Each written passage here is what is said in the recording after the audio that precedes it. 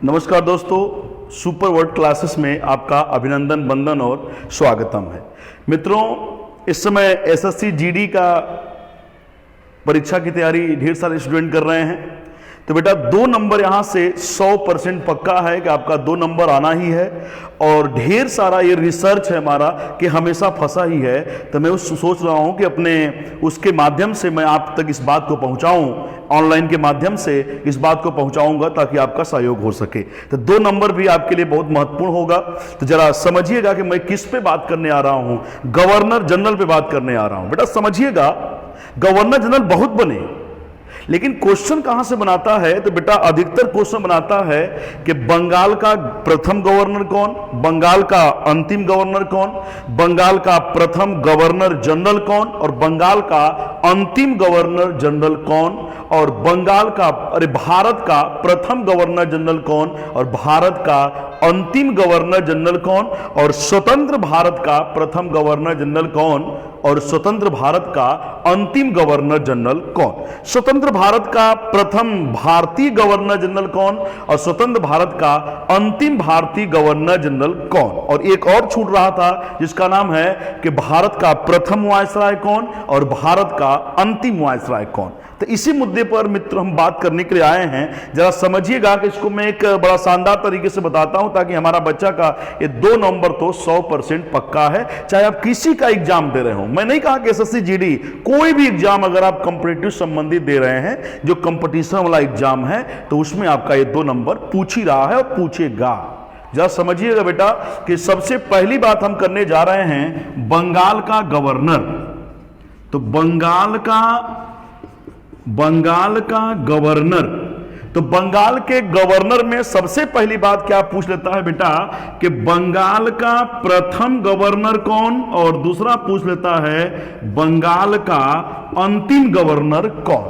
तो बंगाल का जो प्रथम गवर्नर था बेटा, उसका नाम था रॉबर्ट क्लायू, उसका नाम था रॉबर्ट क्लायू।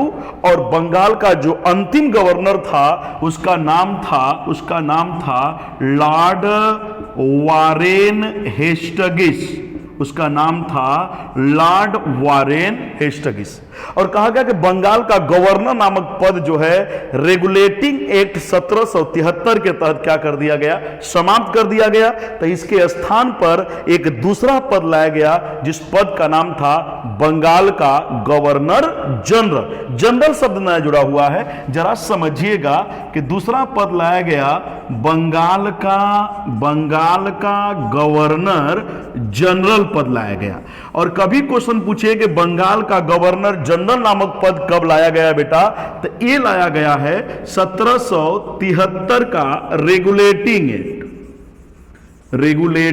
एक्ट 1773 का रेगुलेटिंग एक्ट के तहत बंगाल का गवर्नर जनरल का पद लाया गया। अब क्वेश्चन आपका पूछेगा कि बंगाल का प्रथम गवर्नर जनरल कौन और बंगाल का अंतिम गवर्नर जनरल कौन।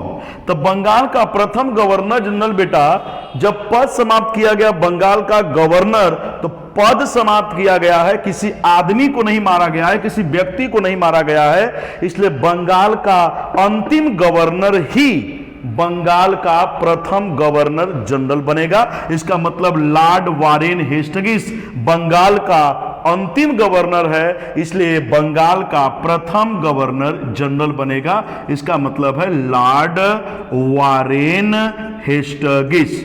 क्या नाम है? Lord Warren Hastings.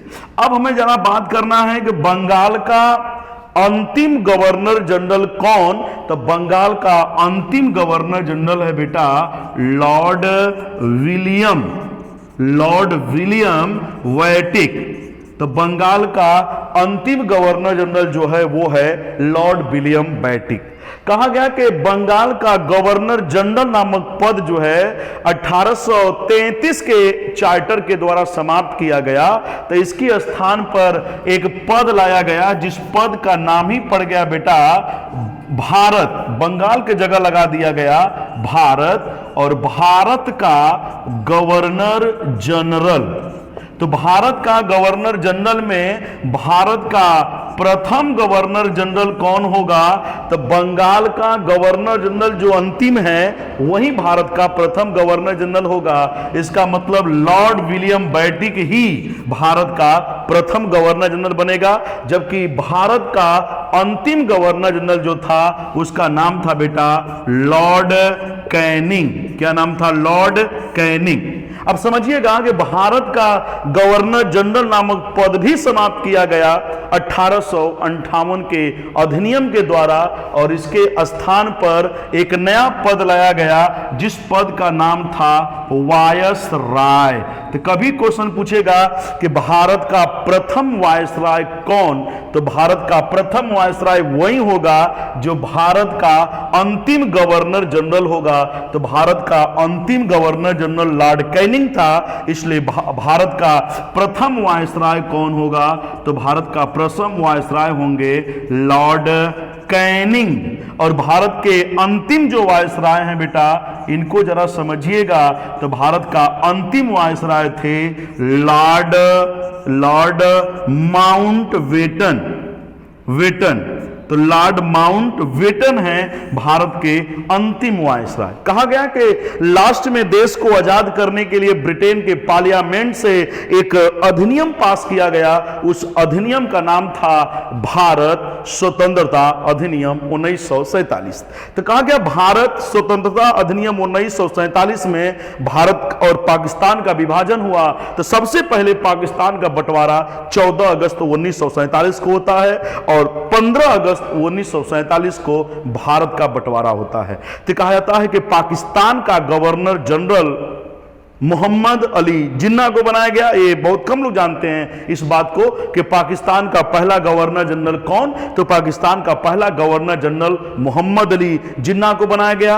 और भारत स्वतंत्र भारत का पहला गवर्नर जनरल इसी लॉर्ड माउंटबेटन को बनाया गया। तो स्वतंत्र भारत का पहला गवर्नर जनरल लॉर्ड माउंटबेटन को बनाया गया, ये क्वेश्चन।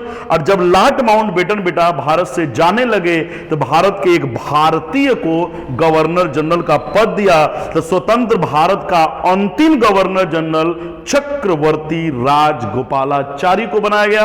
और चक्रवर्ती राजगोपालाचारी के बाद भारत का संविधान 26 जनवरी 1950 को लागू होता है और 26 जनवरी 1950 को ही भारत से गवर्नर जनरल का पद समाप्त किया जाता है। तो आपका सबसे पहला क्वेश्चन यही इंपॉर्टेंट बनेगा कि स्वतंत्र भारत का प्रथम गवर्नर जनरल लॉर्ड माउंटबेटन, स्वतंत्र भारत का अंतिम गवर्नर जनरल चक्रवर्ती राजगोपालाचारी।